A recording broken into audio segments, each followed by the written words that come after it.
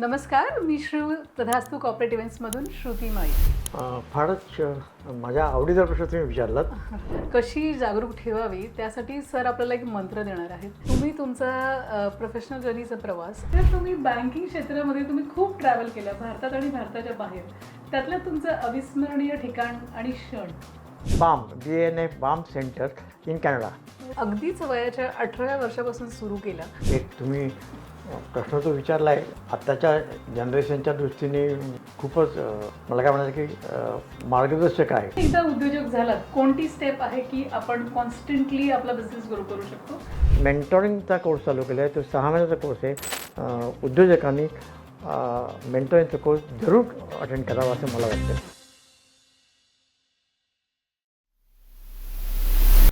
नमस्कार, मी तथास्तु कॉर्पोरेट इव्हेंट्समधून श्रुती माळी. आयुष्य हे फार सुंदर प्रवास आहे आणि तो प्रवासामध्ये सर्वच जण स्वप्न बघतात. आजचा दिवस म्हणजे माझ्यासाठी स्वप्न साकारपूर्तीचा दिवस आहे. भरपूर वर्षापासून मी एक स्वप्न बघितलेलं की श्रीयुत अशोक दुगाडे सर ह्यांचा एक पॉडकास्ट घ्यावा, ह्यांचा एक इंटरव्ह्यू घ्यावा आणि ह्यांच्याबरोबर एक संवाद साधावा आणि तो संवाद तुमच्या सगळ्यांसमोर पोचवावा. आणि आज ईश्वरांनी माझी ही प्रार्थना ऐकली आहे आणि मी आज स्वतःला खूप भाग्यशाली समजते की मी आज साक्षात सरांबरोबर हा पॉडकास्ट सुरू करते. थँक्यू सो मच सर, तुम्ही मला ही संधी दिलीत आणि आज माझी स्वप्न साकारपूर्ती झाली. तर मला हे विचारायला आवडेल की तुम्ही सॅटर्डे क्लबमध्ये पूर्णच एक सर्वात यंग असं व्यक्तिमत्व आहात आणि ह्या 77 इयर्सच्या तुमच्या या कालावधीमध्ये तुम्ही कसं काही स्वतःला खूप पॅशनेट आणि जागरूक ठेवता आणि ही एनर्जी तुम्हाला कशी येते आणि अजूनपर्यंत तुम्ही हा प्रवास कसा काय केला हे आम्हाला जाणून घ्यायला नक्की आवडेल सर. तुम्ही एक मला चांगली संधी उपलब्ध करून दिली की जेणेकरून आजच्या तरुण युवकांना आपले जर काही अनुभव आहेत त्या अनुभवातले चांगले अनुभव त्यांना समजले तर ते निश्चितच त्यांच्या आयुष्यात प्रगती करू शकतील. या दृष्टीने मी आज ह्या पॉडकास्टकडे बघतो आहे. मॅडम, खरं म्हटलं तर थोडीशी बॅकग्राऊंड असते की माझे वडील पण समाजात खूप काम करायचे. त्यांना सामाजिक कार्याची खूप आवड होती. त्यामुळे लहानपासूनच मला ती थोडी सवय झाली. म्हणजे त्या ज्या बैठकी घ्यायच्या, मीटिंग घ्यायच्या, त्या मीटिंगला मी बसायचो. कधी लहान असल्यामुळे पाणी घ्यायचं, त्यांना काही कागद लागतं द्यायचे वगैरे. त्यामुळे थोडीशी लहानपणापासून समाजकार्याकडे थोडी आवड निर्माण झाली. हा एक प्रश्न. आणि दुसरं म्हणजे काय की कॉलेजला जायला लागल्यापासून म्हणजे मला वाटतं की फर्स्ट इयर लागल्यापासून लगेच मला पार्ट टाईम जॉब मिळाला. त्यामुळे सकाळी मी पहाटे 5:12ची कल्याणहून गाडी पकडायचो, पोद्दार कॉलेजला जायचो. संध्याकाळी बँक ऑफ इंडियामध्ये पार्ट टाईम जॉब करायचो आणि घरी जायला परत 9 वाजायचे. त्यामुळे एक 2 मला अनुभव मिळाले. एक म्हणजे ते शिक्षण करताना अर्थार्जन झालं. त्यामुळे एक वेगळा मानसिक आनंद मिळाला. एक मानसिक अनुभूतीमुळे मला उत्साह वाढला आणि कष्ट करण्याची सवय लागली. आणि हे करत असताना कितीही अडचणी आल्या तर त्यावर मात करण्याची एक थोडासा सवय माणसाला लागते आणि पहिल्यापासून अंगीकारलं की ते त्यामुळे जो व्यत्यय आला नाही तर माणूस ती कार्यपद्धती जन्मतः आपल्याला मिळाली अशा प्रकारे तो कार्यरत राहतो. आणि त्याप्रमाणे आज मला आजही कधी मला दमल्यासारखं वाटत नाही. म्हणजे थोडंसं मानसिकरित्या आपण आपली बाजू बळकट केली की yes I am always positive, मी नेहमी आनंदी असतो, आनंदी राहणार. तर मला असं वाटतं त्याला त्यापासून कोणीही तुम्हाला दूर करू शकत नाही. ही माझी धारणा आहे. ओके सर, श्रोते हो, तुम्ही हे ऐकत असाल तर तुमच्या सोप्या भाषेत जर आपल्याला सांगायचं झालं तर सरांनी ही जर्नी अगदीच ट्रेनी इंटर्नशिप म्हणून जॉईन केली आणि तेव्हा सर अवघ्या 18 वर्षाचे होते आणि त्यांनी बँक ऑफ महाराष्ट्र आणि इंडियन ओव्हरसीज बँक ह्या बँकेमध्ये एक्झिक्युटिव्ह डिरेक्टर ह्या पदाने ते निवृत्त झाले. सरांचं डेडिकेशन आणि सर सकाळी उठल्यानंतर त्यांना कसं पॉझिटिव्ह वाटतं आणि सर ह्यांची ही एनर्जी जी सकाळी आपल्याला आपण खूप उत्तेजित असतो आणि ती पूर्ण कॉन्सिस्टंटली पूर्ण दिवसभर कशी जागरूक ठेवावी त्यासाठी सर आपल्याला एक मंत्र देणार आहेत. तर सर आम्हाला नक्की असं विचारायचं आहे की ह्या तुमच्या एनर्जी मागे असं काय सिक्रेट आहे आणि असं काय मंत्र आहे की आम्हाला सगळ्यांना पण शिकायला खूप आवडेल. मी म्हटल्याप्रमाणे पहिलं म्हणजे आपल्याला घरातलं वातावरण घरातलं वातावरण हे नेहमी पॉझिटिव्ह आणि आध्यात्मिक असलं की तुमची मनाची उभारी आणि मनाची ठेवण ही आपोआप घडत जाते. आमच्या घरातलं वातावरण हे आध्यात्मिक होतं. अच्छा. त्याच्यामुळे पूजापाठ आणि योगा हे दोन मुख्य म्हणजे आता मी लहानपणापासून थोड्या प्रमाणात फार प्रमाणामध्ये योगा करत गेलो. सकाळी काही मॉर्निंग वॉकला जायचो. यथावकाश कॉलेज आणि हे करता मी थोड्याशा सकाळच्या मॉर्निंग वॉकला अडचणी यायला लागल्या, पण मी योगा करणं सोडलं नाही. आणि योगा करणं आणि आध्यात्मिक वाचन मी आजही मी गुरुचरित्राचं पारायण करतो, गुरुचरित्र वाचतो. आणि गाणगापूरला जो आमचा एक ट्रस्ट आहे त्या ट्रस्टचा पण मी मॅनेजिंग ट्रस्टी आहे. तिथे मी दर 6 महिन्यांनी गुरुचरित्राचं पारायण करतो, तिथे दत्तयाग करतो. त्याच्यामुळे तुमची मनाची घडण ही पॉझिटिव्ह आणि अध्यात्म असल्यामुळे तुम्ही जनरली माझा असा समजण्याचा अनुभव आहे की तुम्ही कुठेही चुकीच्या आणि वाकड्या मार्गाला जात नाही. तर तुम्ही नेहमी तुमचा ॲप्रोच हा प्रोग्रेसिव्ह किंवा जास्तीत जास्त यशाकडे कसं जाता येईल, अडचणीवर कशी मात करता येईल ही मनाची ठेवण होते. आणि त्याप्रमाणे तुम्हाला तसे मार्गदर्शन मिळाले तर तुमचं काम आणखी सुकर होतं. हा माझा अनुभव आहे. आणि त्याच्यामुळे आपल्याला एक प्रकारची काय म्हणतात त्याला शिस्त लागते, आपल्याला मनाला बांधिलकी लागते, आपल्याला शरीराला ते सवय पण लागते. मग कदाचित असं होतं की असं आपण नेहमी जर काही केलं नाही तर चुकल्यासारखं वाटतं आणि आपल्याला असं वाटतं नाही आपण आपला जो नेहमीचा जो मार्गक्रम आहे त्या आपण अंगीकारले ते केलंच पाहिजे, ही एक मनावरती पकड बसते. अच्छा. सर मंडळी, मला असं वाटतं की हे ऐकून सगळ्याच पालकांना खूप आनंद झाला असेल. आपण किती जण प्रयत्न करतो की आपल्या मुलांनी गुरुचरित्र वाचावं. आपलं जे सुंदर आपली जी इंडियाची आणि आपल्या संस्कृतीची जी ओळख आहे ती म्हणजे कल्चर, गुरुचरित्र आणि आपल्याला लाभलेले गुरु आणि आपल्या देवतेचा वारसा. तर सर असं म्हणता येतं आपल्याला की आपण जर कंटिन्यूअस गुरुचरित्र वाचलं आणि ऑफकोर्स योगा से ही होगा आणि मेडिटेशन. तुम्हाला थोडंसं कठीण वाटेल की सुरुवातीला मेडिटेट होता येत नाही, कॉन्सन्ट्रेट नाही, भरपूर विचार येतात, पण ती तुमची पहिली पायरी आहे. जर सरांनी जसं आपल्याला मार्गदर्शन केलं त्याप्रमाणे गुरुचरित्र, योगा से ही होगा. आणि जोपर्यंत ही तुमची सवय, तुमची एक आवड निर्माण होत नाही, तुम्हाला त्यांची लाईफस्टाईल होत नाही, त्यापर्यंत तुम्ही सातत्याने करत राहा. आणि हाच सरांचा गुरुमंत्र आज आपल्याला लाभलेला आहे. आणि सर, मला नक्कीच जाणून घ्यायला आवडेल की तुम्ही तुमचा प्रोफेशनल जर्नीचा प्रवास अगदीच वयाच्या 18व्या वर्षापासून सुरू केला आणि तुम्ही आत्ता 77 वर्षाचे आहात आणि तुम्ही एक्झिक्युटिव्ह डिरेक्टर असे या पदाने तुम्ही निवृत्त झालात, which is in bank of India आणि इंडियन ओव्हरसीज बँक. तर त्या बँकमध्ये तुम्हाला कसं काय घडवलं आणि तुम्ही अगदीच क्लर्क म्हणून सुरू केलं आणि एक्झिक्युटिव्ह डायरेक्टरपर्यंत पोचलात. तर ही जर्नी तुमची कशी काय झाली हा मला जाणून घ्यायला नक्कीच आवडेल. फारच माझ्या आवडीचा प्रश्न तुम्ही विचारलात.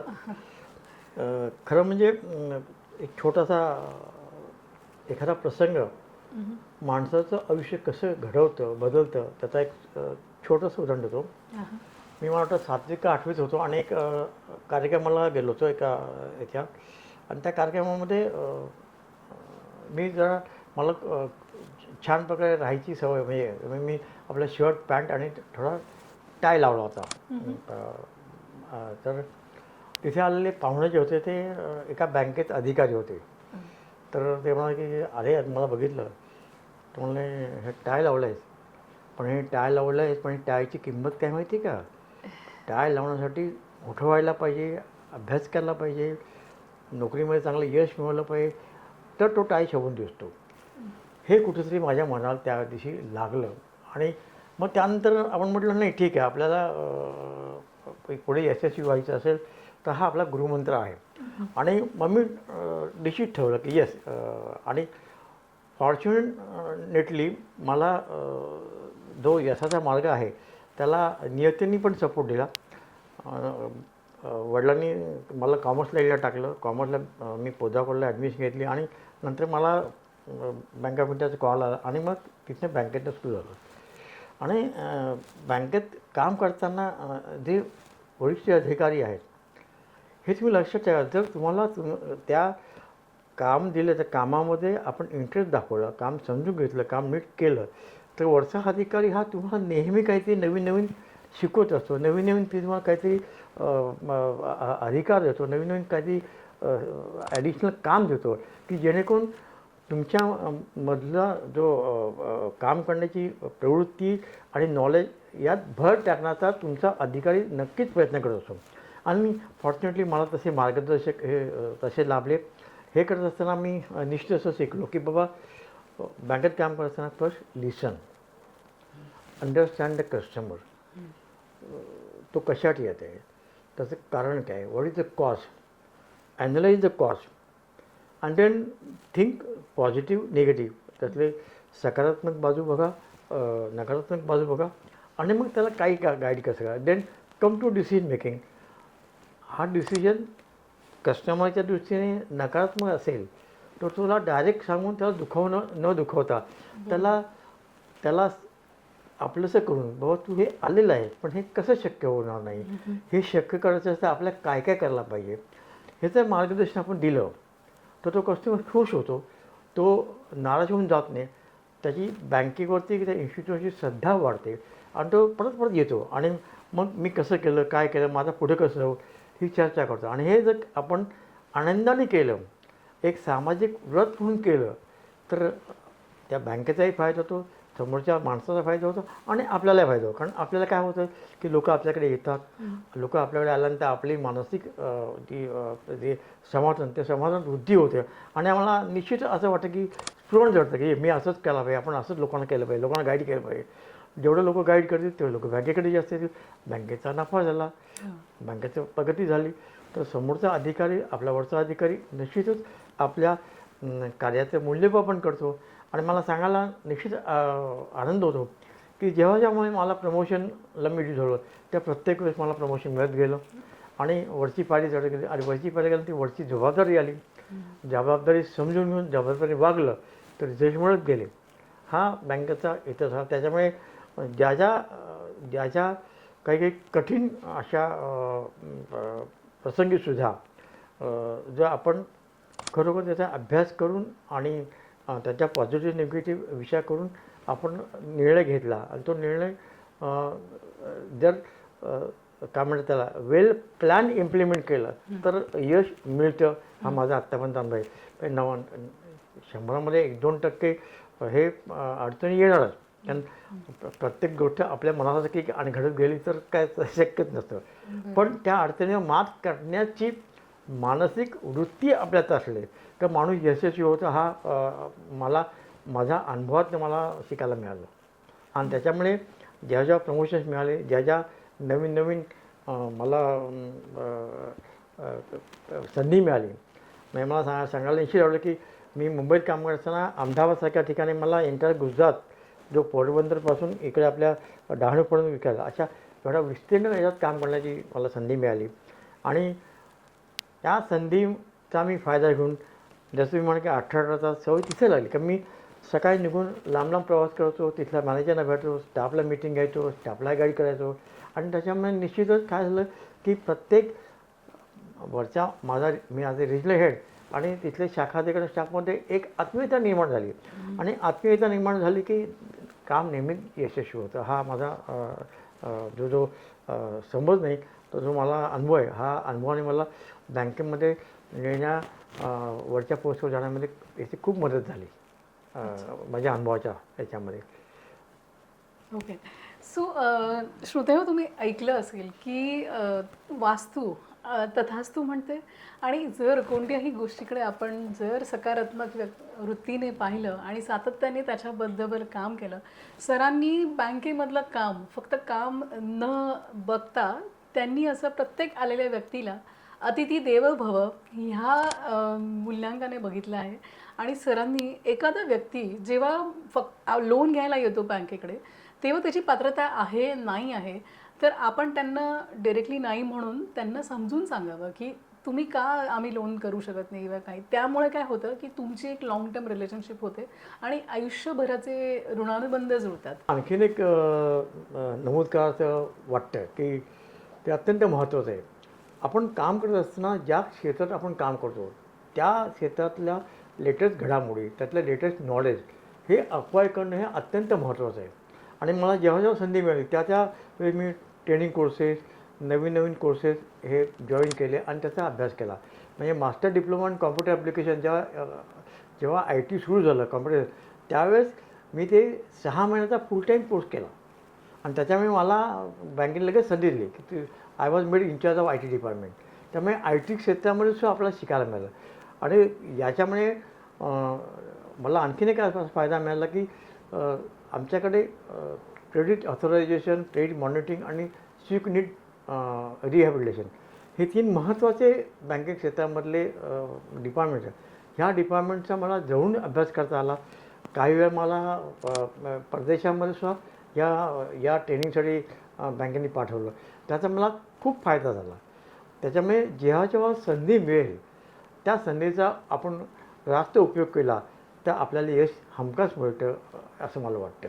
ओके सर, मी एक स्त्री आहे आणि सॅटर्डे क्लबमध्ये मी बरंच बघितलं आहे की महिला खूप मोठ्या प्रमाणात जॉईन करतात आणि त्यानंतर त्यांचं रिटेन्शन आणि अट्रिशन खूप हाय लेवलला होतं. तर स्त्री एम्पॉवरमेंट किंवा वुमन एम्पॉवरमेंट जे आपण म्हणतो ते फक्त पॉलिसीजमध्ये राहतं. तर ह्याचं कारण काय असू शकेल आणि तुमचा जो अनुभव आहे तुम्हाला काय वाटतं की नक्की काय केल्याने आपण जास्तीत जास्त महिलांना सॅटर्डे क्लबमध्ये उद्योजक होण्यासाठी प्रवृत्त करू शकतो? थोडंसं मी एक जनरल बोलतो की महिलांमध्ये आकलनशक्ती, सहनशीलता आणि याला म्हणतो आपण टापटीकपणा म्हणतो तो, आणि वेळेत काम पूर्ण करण्याची जबाबदारी यांचं सुवर्ण मिश्रण असतं. त्यामुळे महिलांनी एखादं काम हातात घेतलं की ते निश्चित यशस्वी करण्यासाठी ते परिपूर्ण ताकद लावतात. आणि त्याच्यामुळे महिलांनी जर उद्योग सुरू केला तर माझा असा अंदाज आहे, माझा विश्वास आहे की जवळजवळ 95% महिला ह्या उद्योजिका यशस्वी होतात, 100% यशस्वी होतात असं माझा विश्वास आहे. काही कारणाने घरच्या अडचणी असतील किंवा इतर काही अडचणीमुळे कदाचित त्या पुढे जाऊ शकल्या नाहीत, पण महिलांनी उद्योग सुरू केल्यानंतर माझा असा अंदाज आहे की त्या उद्योग यशस्वी करण्यामध्ये 100% यशस्वी होतात. त्याचं आता जी कारणं सांगितली ती आहेत. आणि सॅटर्डे क्लबमध्ये महिला जॉईन केल्यानंतर मला असं वाटतं की सॅटर्डे क्लबमध्ये सुद्धा काही ट्रेनिंग इनपुट्स किंवा उद्योगाला यशस्वी करण्यासाठी आत्ता अद्ययावत जे काही साधनं उपलब्ध आहे, अद्ययावत काही नॉलेज उपलब्ध आहे ते इझीरित्या मिळावं, सहजरित्या मिळावं यासाठी आपण काही कोर्सेस तयार केले आहेत. म्हणजे ज्याला आपण मेंबरशिप डेव्हलपमेंट प्रोग्राम. म्हणजे एखाद्या महिलांनी आपला सॅटर्डे क्लबमध्ये जॉईन केल्यानंतर त्यांनी काय गोष्टी कराव्या. म्हणजे 1 to 1 करावं. म्हणजे समजा तुम्ही बिझनेस म्हणा, मी इथे तुम्ही तुमच्याशी बोलेन, मिटिंगमध्ये नाही, मिटिंगच्या नंतरसुद्धा तुमच्या ऑफिसमध्ये जाऊन किंवा तुमच्या उद्योग तुम्ही करत तिथे जाऊन पण तुझा बिझनेस काय आहे, माझा बिझनेस काय आहे, आपण एकमेकाला कसं मदत करू शकतो. किंवा समजा मी डायरेक्ट मदत करू शकत नसेन तर पण तुम्हाला काय आवश्यकता हे मला कळलं तर माझ्या ओळखीचे जे काही असे इतर उद्योजक आहेत त्यांना मी सांगू शकेन की बाबा श्रुती मला अशाची गरज आहे, why don't you approach them, why don't you consult them, or why don't you support them.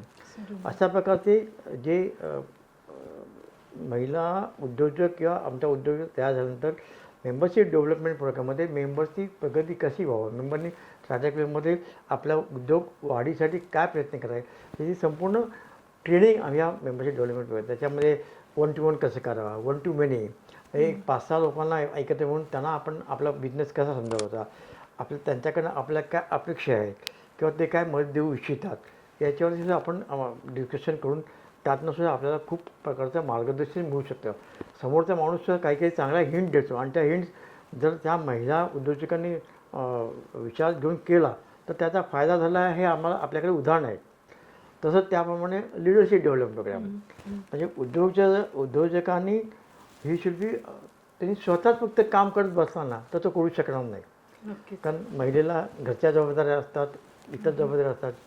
पण ही becomes a good leader or if she becomes a good leader, she will be able to get more than 100% result. मग लिडरशिपला qualities काय काय लागतात? लिडरशिपमध्ये त्यामध्ये आपण how to speak, how to present, how to analyse, how to take action, how to make follow up, या सगळ्या म्हणजे पर्क म्हणजे प्लॅनिंग, एज्युकेशन, रिव्ह्यू आणि कन्सॉलिडेशन या सगळ्या गोष्टी आपण त्या लिडरशिप क्वालिटीमध्ये पण येतात. आपण लिडरशिप क्वालिटीनंतर आपलं मेंटॉरिंग आहे. हा मेंटॉरिंगचा जवळ 6 महिन्याचा कोर्स आहे.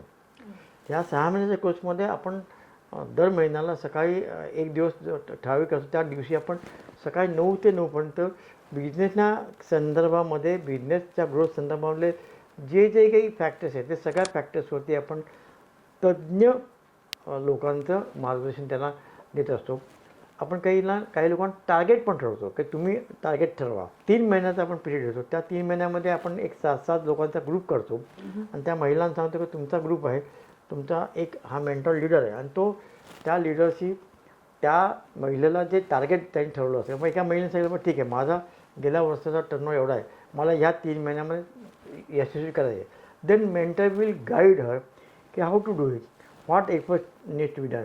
आणि त्याचा रोज फॉलोअप घेतला जातो आणि मला सांगायला आनंद वाटतो की गेल्या जवळजवळ मेंटरिंग कोर्समध्ये आमच्या 70% लोकांचा आमचा अनुभव असा आहे की they have अचिव्ड yearly target from 70% to 95%. Oops, म्हणजे that's so हा amazing. हे स्वतः त्यांनीच केलेलं आहे, आम्ही नाही केलं. बरोबर. आम्ही फक्त त्या मार्गदर्शन केलं आणि त्याच्या फॉलोअप केला, मॉनिटरिंग केलं, थोडं पुशअप केलं आणि महिलांनी ते केलं.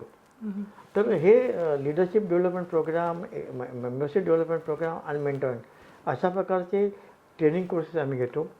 आमच्या ऑफिसमध्ये आम्ही जवळजवळ 90 लोकांची बसण्याची सोय केली आणि तिथे हा ट्रेनिंग प्रोग्राम घेतल्यामुळे आम्हाला ज्या महिलांनी नुकताच उद्योग सुरू केला आहे आणि त्यांना उद्योगमध्ये यशस्वी व्हायचे या आम्हाला योग्य मार्गदर्शन देणं आम्हाला शक्य झालेलं आहे आणि त्याचा फायदाही महिला घेत आहेत आणि त्यांना यश मिळतं हे आम्हाला दिसतंय आणि त्याच्यावर आम्ही जास्तीत जास्त भर देणार आहोत.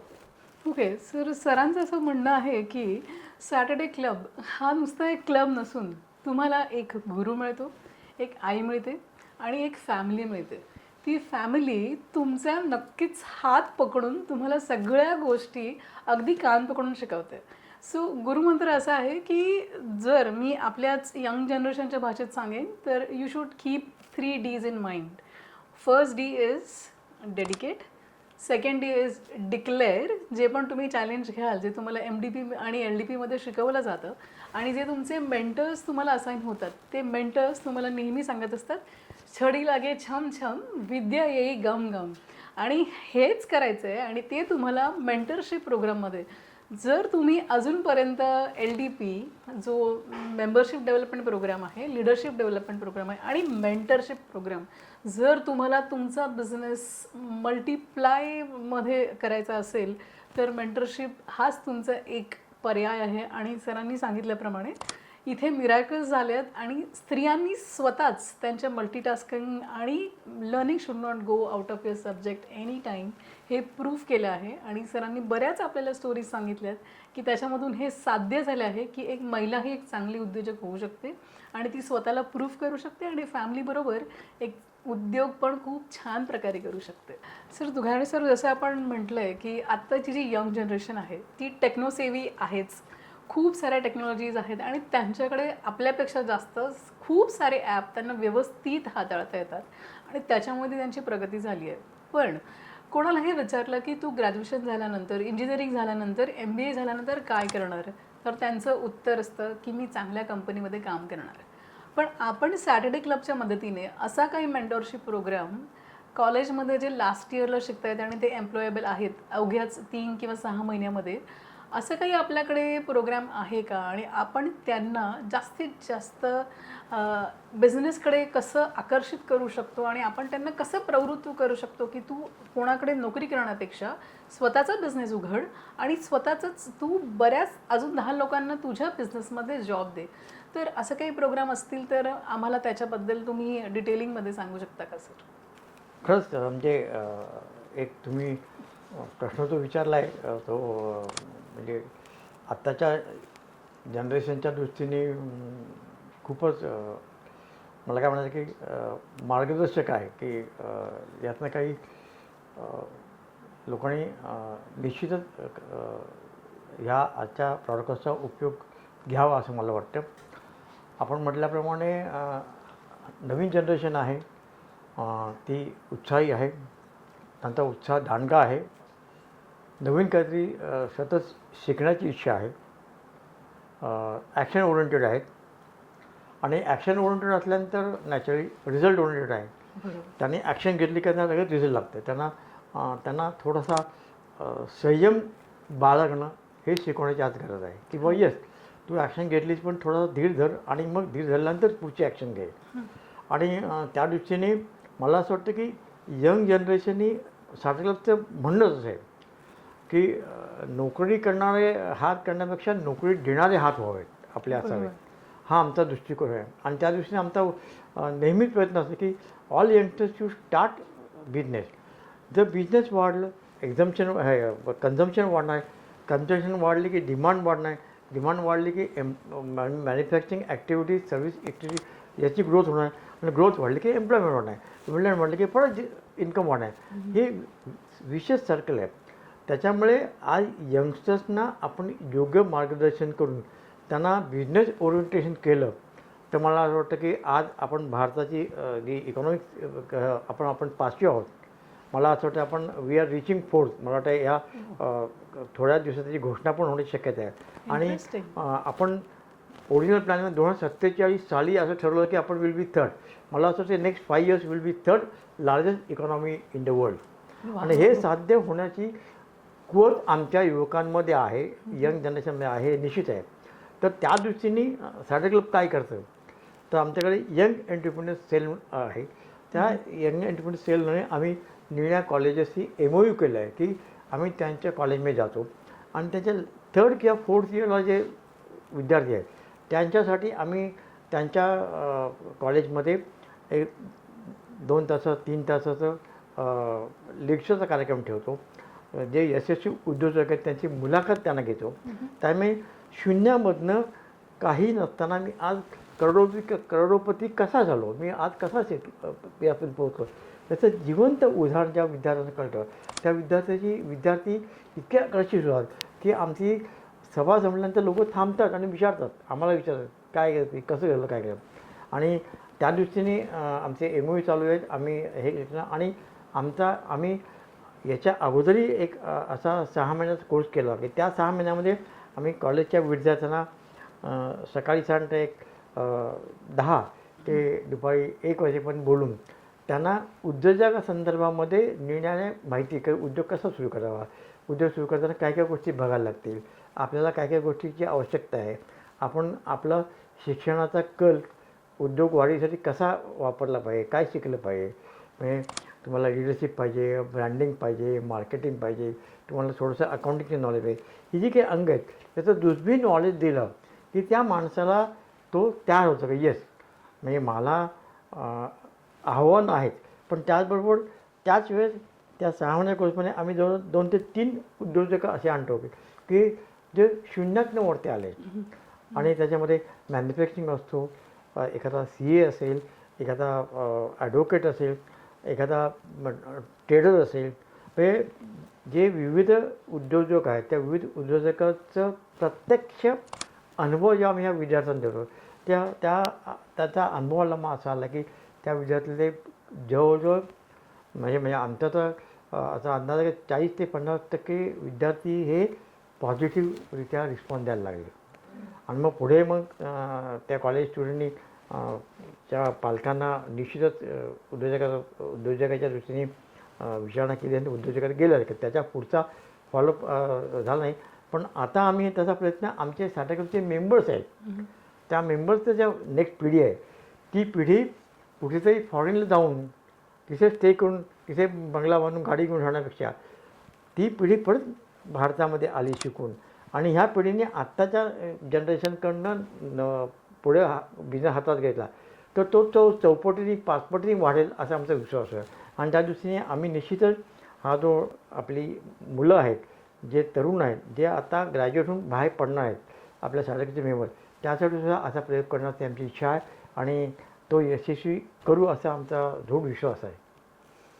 हो माय गॉड इजंट इट इंटरेस्टिंग. म्हणजे मला आता असं वाटतंय ना की मी आत्ताच्या आत्ता युनिव्हर्सिटीमध्ये जाऊन मुलांबरोबर एक संवाद घडवू आणि त्यांना सांगू की तुम्ही जर तुम्हाला असं वाटत असेल की सगळ्या कॉर्पोरेटचा फोकस इन जेंडर डायव्हर्सिटी आहे आणि आजकाल मुलींनाच खूप सहजरित्या जॉब मिळतात आणि तुम्ही मागे पडताय, तुम्हाला फाडफाड इंग्लिश बोलता येत नाही, तुम्हाला कम्युनिकेशन्समध्ये थोडेसे चॅलेंजेस आहेत, पण सॅटर्डे क्लबमध्ये तुमच्यासाठी खूप मोठा प्लॅटफॉर्म अवेलेबल आहे की त्याच्यामध्ये आम्ही तुम्हाला सर्व संपूर्ण असं करून जसं सरांनी म्हटलं आहे की manufacturing, CA, supply chain, logistics, marketing, sales, digital marketing अशा बऱ्याचशा गोष्टी आणि तुम्ही जर MBA किंवा इंजिनिअरिंगच्या लास्ट इयरला आहात तर मला असं वाटतं की हे आपलं ज्या भारतातलं जे टॅलेंट आहे आणि आपल्या भारताची जी ओळख आहे की जे टॅलेंट आहे टेक्नॉलॉजी आहे ती आपल्या भारतात जरी तुम्ही बाहेर परदेशात शिकायला गेलात तरी पण भारतात परत घेऊन या आणि आपण एक उद्योजक व्हा. आणि जसं सर म्हणाले की सॅटर्डे क्लबचं जसं ब्रीदवाक्य आहे किंवा ते बिलीव्ह करतात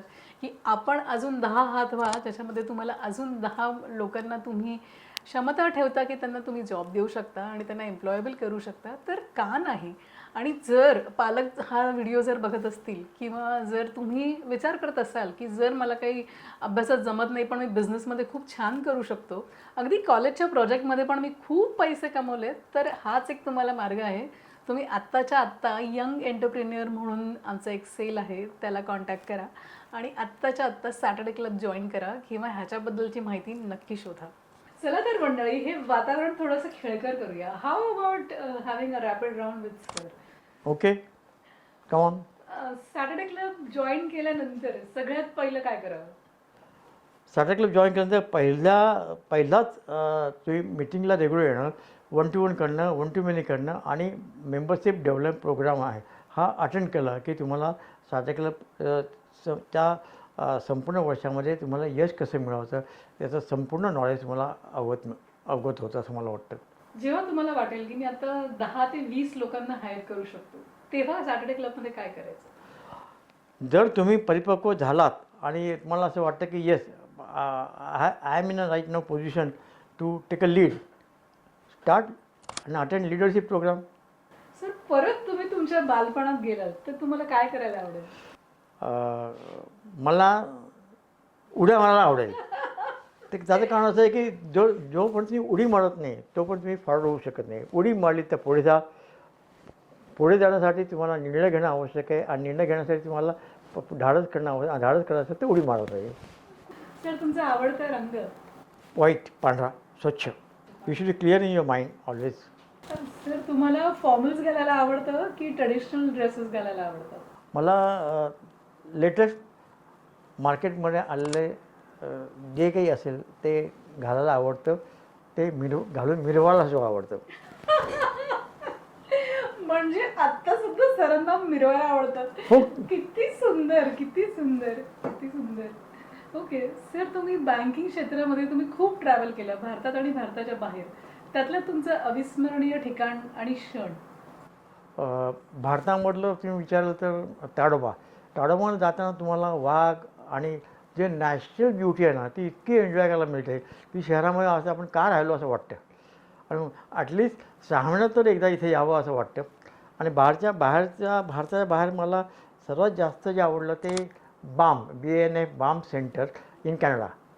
ते सुद्धा आपल्या महाबळेश्वर काही हिली एरियामध्ये आहे पण तिथलं जी डोंगर आहेत त्या डोंगराच्या बरोबर खाली तळे असतात आणि त्यामुळे ते आल्हाददायक आणि मनाला सुखदायक असा त्यातला तो शीर अनुभव तो अजूनही माझ्या मनात धरून धरलेला आहे की विसरू शकत नाही असं ते स्थळ आहे. सर तुमचा आवडता खाद्यपदार्थ? बटाटा भजी आणि मोदक.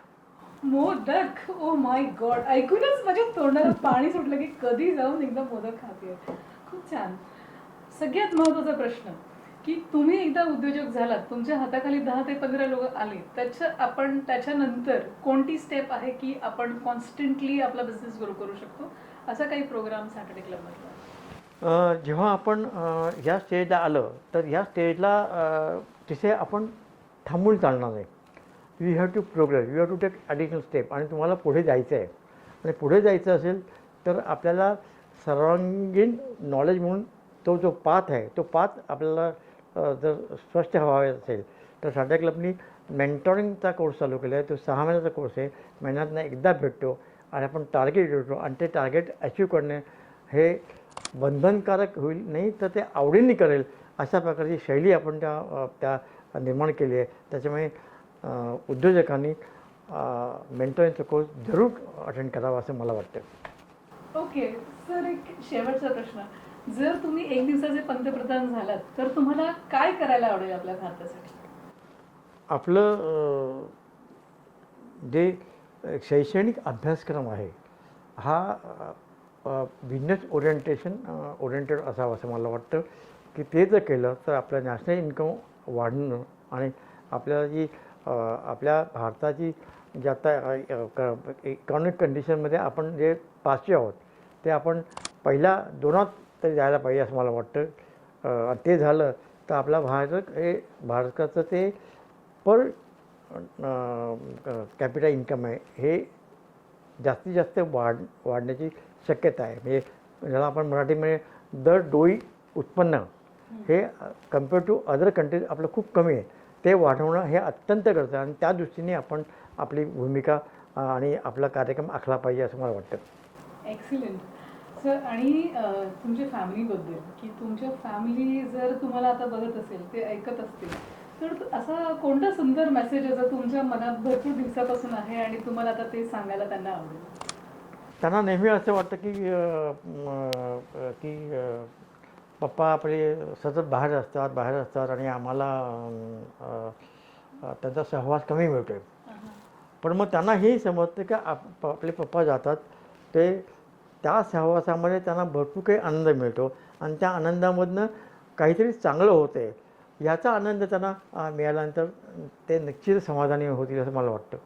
माय गॉड सर, तुमच्या आयुष्यातलं सगळ्यात मोठं सेक्रेट तुमचं फॅमिली आहे. कारण ते इतका मोठा विचार करतात, त्याच्यामुळेच आम्हाला तुम्ही लाभले आहात आणि ह्याच्यासाठी आम्हाला स्वतःला खूप खूप खूप भाग्यशाली म्हणावं असं वाटतं. धन्यवाद. धन्यवाद. धन्यवाद.